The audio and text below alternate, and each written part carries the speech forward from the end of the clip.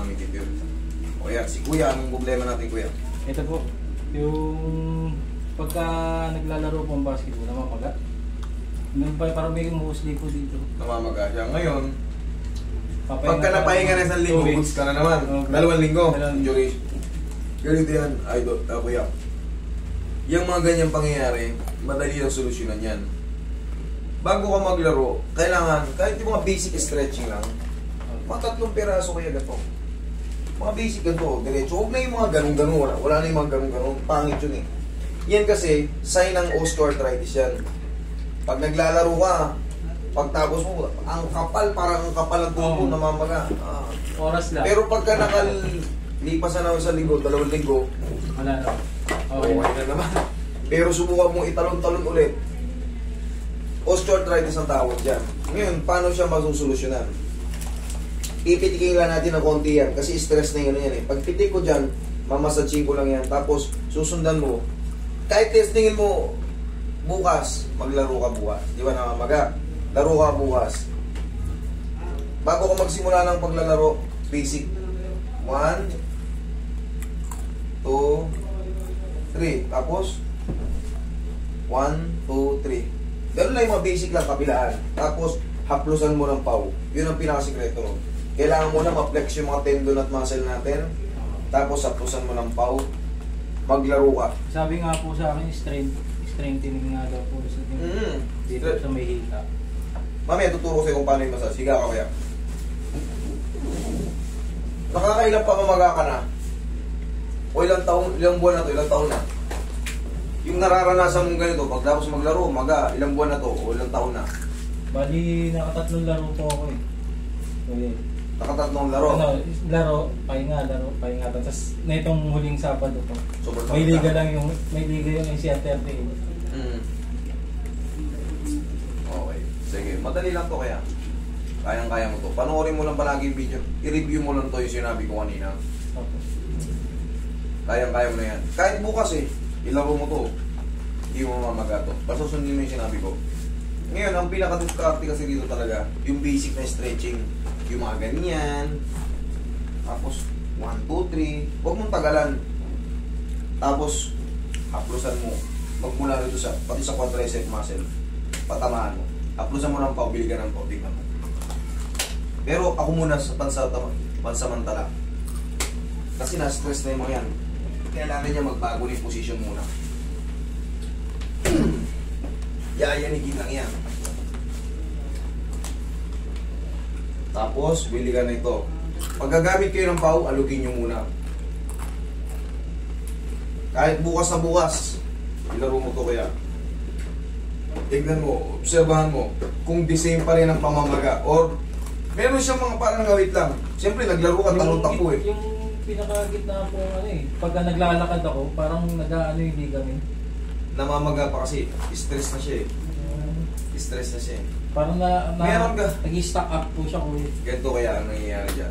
Ito yung mga tinatawag na osteoarthritis nga. Humihina yung mga yung mga edge ng buto natin. Ngayon, kaya namamagayo itong mga muscle, pati dyan masakit. Kasi saan ba nakakapit yung tendon? Sa edge ng buto. Doon tumutubo yung mga bones, doon tumutubo yung arthritis. Bawas-bawasan mo lang muna yung mga sobrang alat na pagkain. Kung mahilig ka sa adobo, makawalan mo muna. Kung mahilig ka sa mga prito-prito, pakawalan mo muna. Iba muna, gulay-gulay ka muna. Okay. Ano ba hilig na pagkain mo? Mga liempo. Mga liempo. Iwasan mo muna yung mga sobrang tataba. Iwasan mo muna yung mga prito-prito talaga. Malakas makaano yan. Pagka nakakaramdam na kayo ng ganito, ano to, sign of osteoarthritis to kaya. Pahingi para may konti. Tapos imamassage mo lang yan mga yan. Pati ito, pagka-massage ko na rin ito. O, dito naman kuya, tumutunog. Walang problema sa kicking basta hindi nagkikreate ng pain. Pero yung kicking, pagkalagitik, parang tapos yung humihina ka. nagpapatong yung ligamen. Hindi mo papatong ligamen yun. Yung ano, baka nag-aabot pa eh. Hindi natin malaman kung ano. Sa gilid po eh. Sa gilid. Baka, sa bagay, may ligaments dyan. Dito sa lateral, may ligaments dyan. Malaking ligaments dyan sa lateral. Hindi natin alam kung ano eh. Kailangan kasi makita natin. Di ba nakita mo yung x-ray niya kanina, nagpatong yung buto? Pinakita ko yung isang example ng ano, di ba may dapat may clearance? Dapat ganun. Pero once na magpatong yan, bone contusion, talaga mag-scratch yun. Tutunog-tunog yun. Tapos itatalon mo, sigurado. Pero ito naman po kuya, hindi naman sumakit. Ayan. Every time na naglalaro ko, hindi naman sumakit. Ito lang po pala. Mas maganda kung ano pang sakit. Ano lang yan, bone spar lang yun. Tumutunog-tunog. Bone spar lang yun. Yun yung mga sign ng arthritis. Ang gagawin mo dyan, ito, tigasan mo to, sipa mo. Tigasan mo, ayan, sipa. Isa pa. Isa pa. Yan, okay na.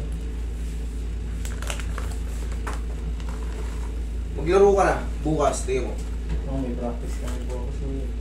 Pag bumili ka ng pauwaya, huwag mo kalimutan, yun ang pinaka magiging sikreto. Kasi ito safe naman to eh. External lang to eh, labas lang yan. Basta gumamit ka niyan. Massage mo na yan kasama pati itong quadricep muscle natin. Para wala. Ang ginawa ko kasi dyan kuya, pagkatapos maglaro, nilagyan ko yelo. Okay lang po ako. Okay ito mo, di lalo kang nalumpo. Namagal. Guys! Lalo kang malulumpo. Maniwala. Ang paggamit ng yelo, kunyari nakapilo ka, dun ka pa sa court, pwede mong yeluhin. Pero kung after na, tsaka ka magbababad-babad pa sa yelo, iba ng kalalabasan. Mas maganda yung nandun ka pa sa court. Parang pilay, ganito pinaka-logic ko dyan eh. May pilay tayo, matagal na pilay. Ngayon malamig yung panahon. Malamig lang yung panahon, o kaya natapatan ka ng aircon. Yung pilay natin kumikirot-kirot, parang may sumasakit-sakit. Ganon din yun. May pilay ka, tsaka mo re-rektahan ng yelo. Mas maganda pa haplusin mo na ng pao. Mas mainit-init. Okay? Tignan mo nung nagkinalabasan, nung niyelo mo. Kinabukasan. Magang-maga. Hindi healthy. Napatunayan mo na rin sa sarili mo. Tinry mo eh. Oo, tinry mo. O tinry mo. Di ano nangyari? Sumablay. O di, huwag na tayo ulit. Mas maganda, haplusin na lang ng umiinit. Tignan mo yung pakaramdam mo ngayon. Kahit magtatatalong takbo-takbo ka dyan, iba yung pakaramdam. Ang gaang ng paa mo. Sige, yan. Oh. Yan bang langit? Medyo magalang ng konti. Oh, kita mo naman. Kahit ilaro mo yung bukas, sabi ko kasi ilaro mo. Oh, anong difference? Kanina parang hirap na hirap ka pang ano eh. Opo. Oh, di ba? Oh, ano mas maganda? Yelo o yan? Tandaan nyo, paggamit ng yelo to preserve yung mga blood vessel dyan. Sa unang pagkakataon pwede kayong gumamit ng yelo, pero pag hindi kayo marunong magtansya nyan, mali ang kalalabasan. Okay? Pero kuya yung Okay na. Okay. Kali, Bumaang eh. sabi ko nga sa'yo eh. Ganun talaga. Bumaang eh. Tapos yung dito medyo nawala na yung parang taba na namamagaling po kasi ganito ko. Lahat yan. Kasi nga, may stress. Ang sakit yan, bumili ka, sabi ko kuya, bumili ka ng pao. Kahit bukas maglaro ka, observa mo. Mamamagalan siya, very light. Hindi nakatulad nung ano. Tuloy-tuloy mo lang, gano'n lang ang routine.